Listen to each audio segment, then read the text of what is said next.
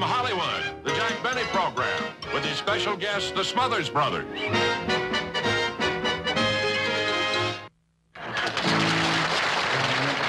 trees that fill the breeze with rare and magic perfume. Oh, no, it isn't the breeze.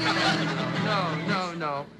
That's not right. I said it wasn't the trees. I know you said it wasn't the trees, but then you said, oh, no, it isn't the breeze. Well, you said it wasn't the breeze. Well, first it wasn't the breeze, it was the trees.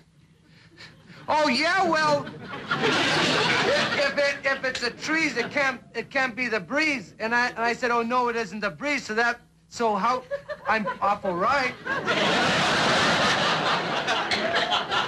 You are right, but just forget everything I've told you. Just say, can it be the trees that fill the breeze? Please? Okay. Can it be the...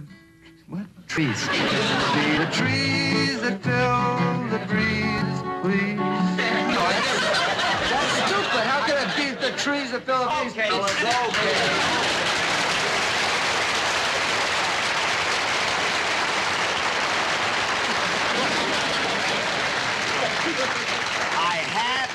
I thought I had a good idea, and it didn't work. So if you'll leave now, I'll introduce you later, huh? Don't you want to try it again? No. You tried it once, well, I'll introduce you, and you'll do something later, huh? I told you didn't know.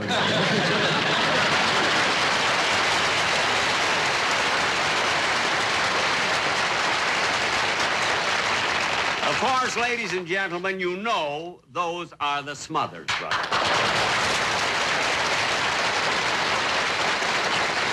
You know, the reason I had them out here at the opening is I thought for a change, it would be kind of nice to have someone else do my theme song instead of that orchestra of mine. See, it's not that I have anything against my musicians, but when the brass section blows through their instruments and those fumes fill the breeze, believe me, it's a rare but not magic perfume.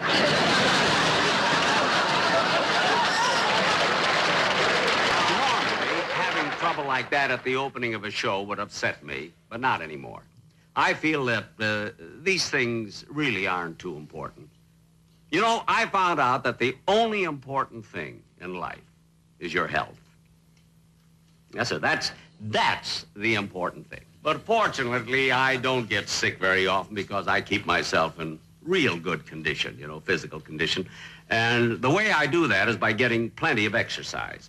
Every morning, I used to get up at 7 o'clock and turn on my TV set, see, and do all those exercises they show you on television. But after about 8 weeks, I had to stop it. You see, I found out that those exercises were for women, and my whole shape was changing.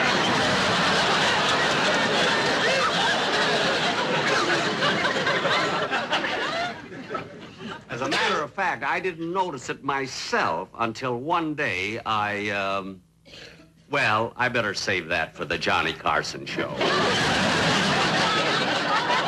And now, ladies and gentlemen, getting on with the show, I'd like to bring on my guests, two very fine entertainers, the Smothers Brothers.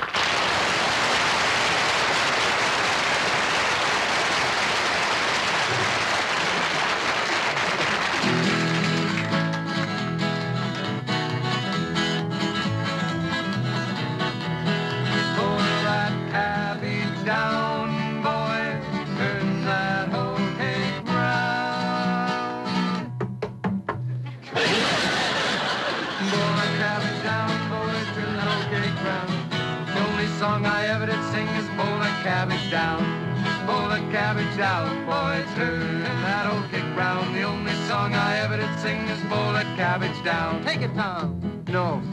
I said no, I didn't want to take it. You're supposed to take it. Aren't you a folk singer? Yes, but I said no because I didn't want to take it. Wait a minute, you're a folk singer. Have you read the folk singer's guidebook?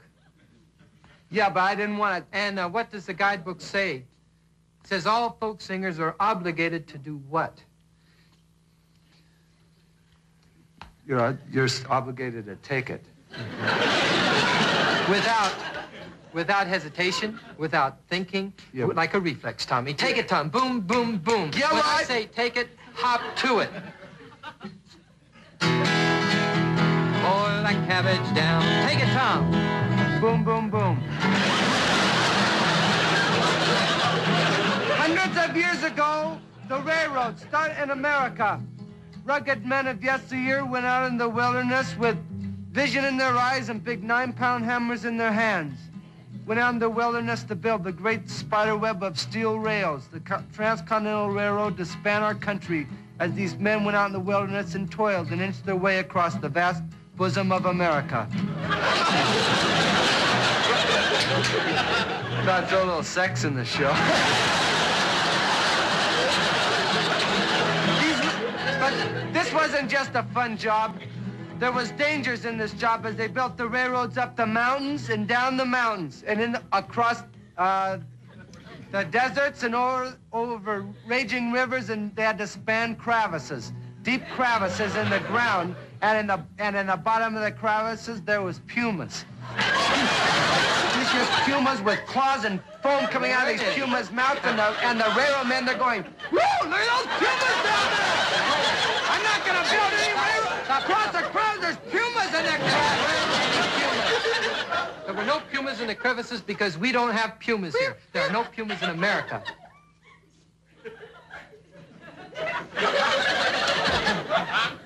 Well, maybe some came over to visit. They don't visit. Now, if you want to keep your story truthful, you get rid of the pumas right now. I'm not going down that crevice. Well, there was these vicious beasts in these deep crevices, and these railmen said, "Well, look at those vicious beasts in the crevices. They look like pumas." But they weren't. And they were sore afraid. Yet the railroads were completed. Yes, the transcontinental railroads were completed, and a big feast was transpired for these rugged railroad men. And the sole subsistence for this big feast for these railroad men, the sole substance was hot cakes boiled in cabbage juice. It's not so popular now. They have to sing about something else. Bought myself a bicycle, I learned to ride it well. Crashed into a telephone pole and broke it all to pieces. Cabbage down, boys, turn that old cake round. The only song I ever did sing was boil that cabbage down. Oh, working on the railroad, working all day long. Take it.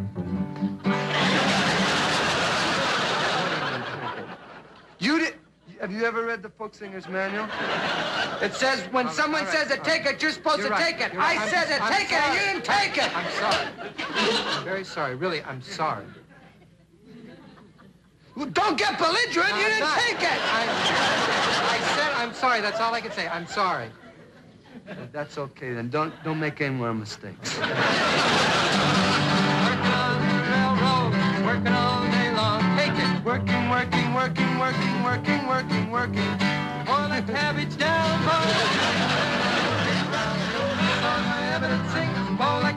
boil that cabbage down, boy. Turn that old cake round. Only song I ever did sing is boil that cabbage down. Boil down.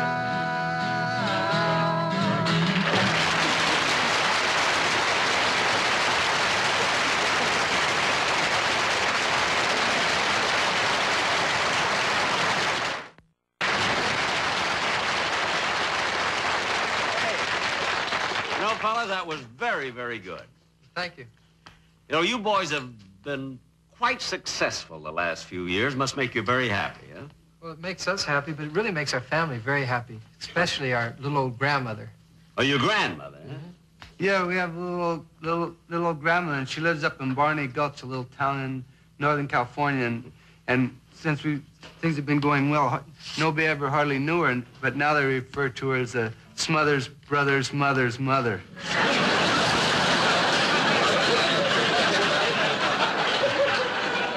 No. Yes, she has a mailbox this long. Oh, all right. Well, fellas, tell me something about yourself. Where did you go to school? Well, we went to high school down here in Redondo Beach, California, and then we both went to college. Oh, you went to college, both of you. What'd you study? Well, I was studying business administration, and Tommy was studying medicine.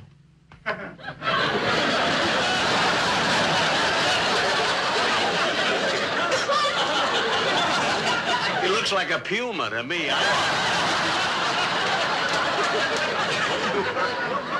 Tommy, you were studying medicine? Yeah, I was going to be a brain surgeon.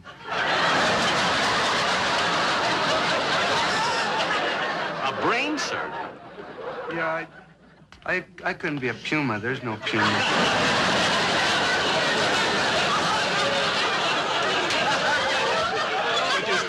You studied to be a brain surgeon?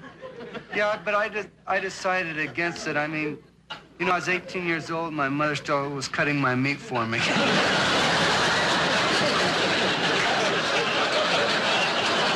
I can see where that might lessen your confidence. I was pretty good with a fork, but a knife, I was lousy. Well, tell me, how did you kids happen to get into show business?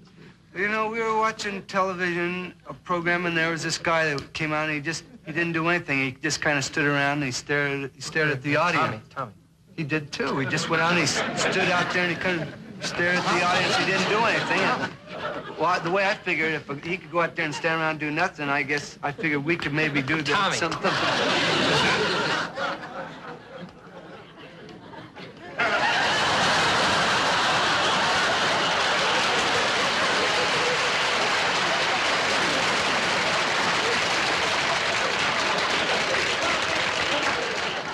He looked a lot younger on television.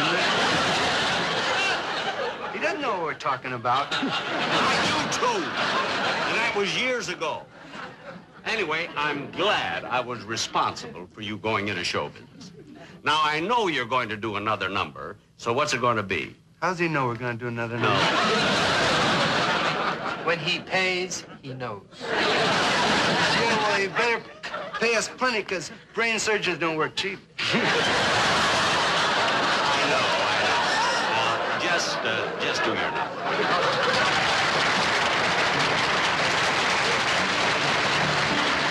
We'd like to do a song of a young man who just lost his sweetheart and is feeling very sorry for himself. It's entitled, I Never Will Marry. Some say that love is a gentle thing, but it only has caused me pain. For the only girl I ever did love, gone on that midnight train, I never will marry. I'll take me no wife. I expect to live single of my life.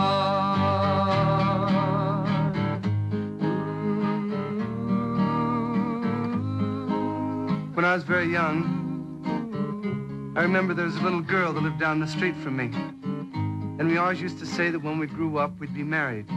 And it was sort of a childish thing and a puppy love.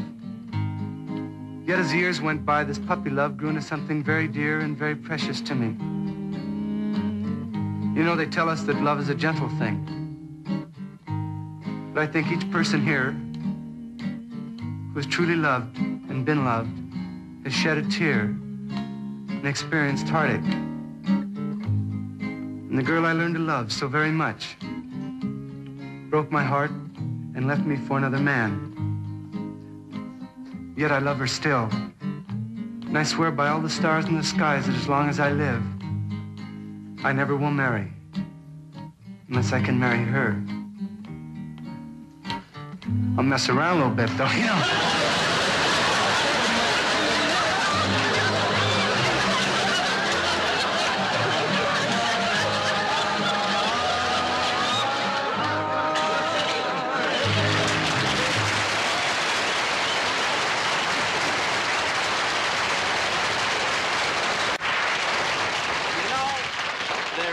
something about those boys that's very familiar. They remind me of a couple of fellas I met when I was in London in 1944. It was during the war, and I was over in Europe entertaining the servicemen.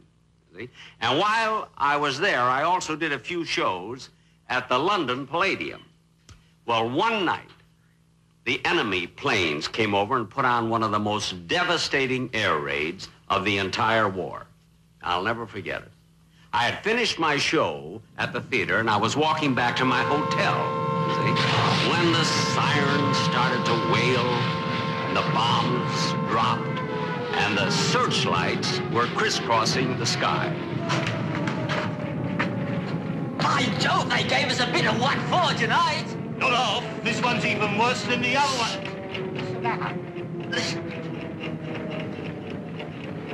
Do you hear something? Cool another duck. Sounds like we've got a real live bomber out here. Blimey, that's a big one. I ought to go and get the bomb diffusing squad. Oh. There's a bloke under here. I better hurry. Hold on.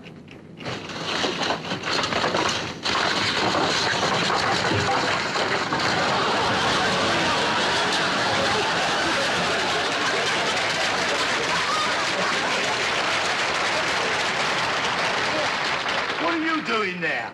What am I doing? I try to catch this for a souvenir. What am I doing? He's an edgy one, isn't he? American, you know. Hey, pull this off of me, will you, please? Hold it. Can you hear it ticking? The slightest little jolt will sound the whole thing off. You mean? Let me put it this way, Governor. If you sneeze, you'll never hear the Gesundheit. All right, clear the area. Clear the area. Everybody out. Clear the area.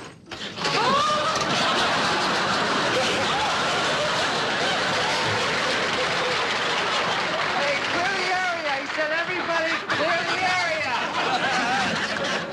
For heaven's sake, can't you see I'm trapped under here? For heaven's sakes, can't you see he's trapped under there? Let's get started. Take this thing off. Will you? Tommy, go ahead and get started. Not until he closes his eyes. Why should I close my eyes? I don't like anybody looking over my shoulder while I'm working. If I make a little mistake, you'll go blabbing it around to everybody. If you make a mistake, I won't tell anybody, believe me. Not even the guy who picks up my lips. Okay, in that case, you can watch. Well, thank you. Now, first, we've got to locate the exact area of the mechanism. First, we've got to locate the exact area of the mechanism. Yeah, I heard him. All right, Tommy, you get looking on that end. I'll look on this end. It's getting louder. It's getting louder. That sounds hollow. It's a lot. Tommy. It's talking to me. Hey, the bomb's talking to me. It even knows my name. It said Tommy. I never knew a bomb before. I knew a bullet one. Clear it, fellas, please! Now, let's get this cover on.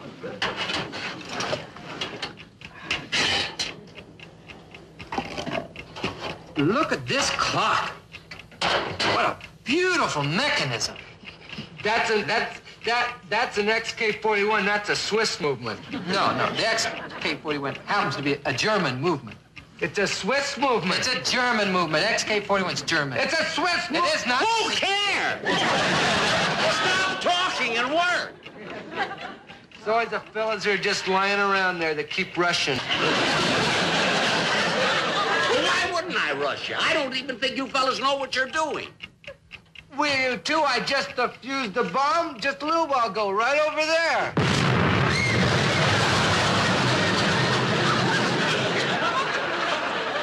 Must have been over there.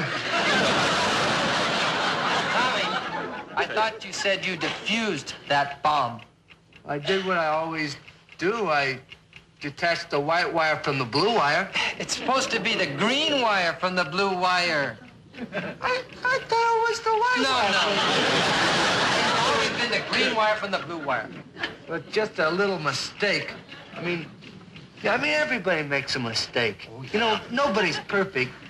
Gee, if everybody was perfect, if you were perfect, and if you were perfect, and I was perfect, what kind of world would this be? This be some world, believe me. Look, if I want philosophy, I can listen to Bertrand Russell or Jack Parr.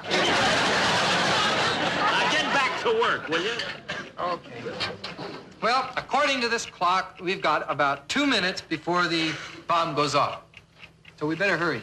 Yeah, I'll get behind this cogwheel here, and I'll detach this wire right there. Tommy, I just noticed something.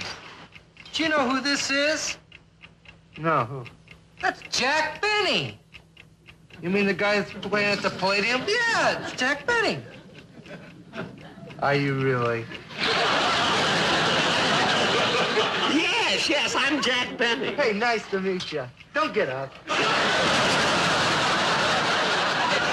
Go to the truck and get the guitar. Yeah. Guitar? You want to get into show business, Mr. Benny, and we'd sure like to do a number for you. But there's no time. You said yourself there's only 2 minutes left on the bomb. Great. Tommy, let's do that special song we've been working on. Yeah, that's a... We've only got 2 minutes. That's all right. The song takes a minute. It's kind of a funny number. If you feel like laughing, go right ahead. No. Look at boys. Oh, what tempo?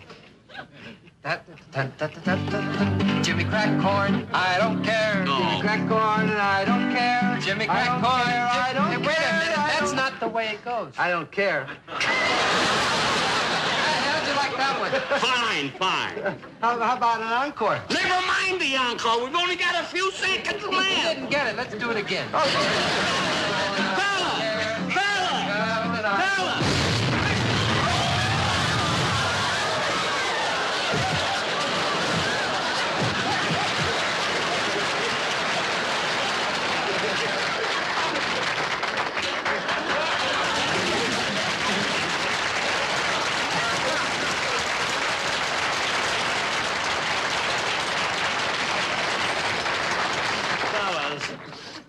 Fellas, I'm sorry. If I told my producer once, I told him 1,000 times. When we do a sketch, don't use a real bomb.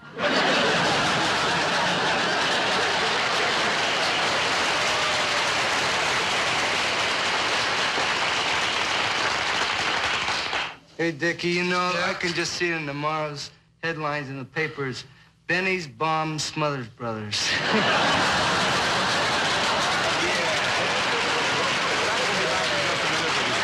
The Smothers Brothers.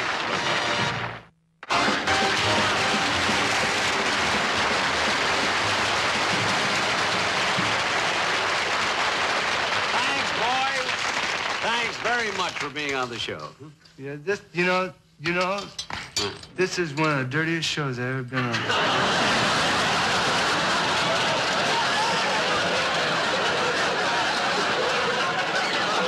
Ladies and gentlemen, well, that's the show. Good night, folks, and I'll be seeing you soon.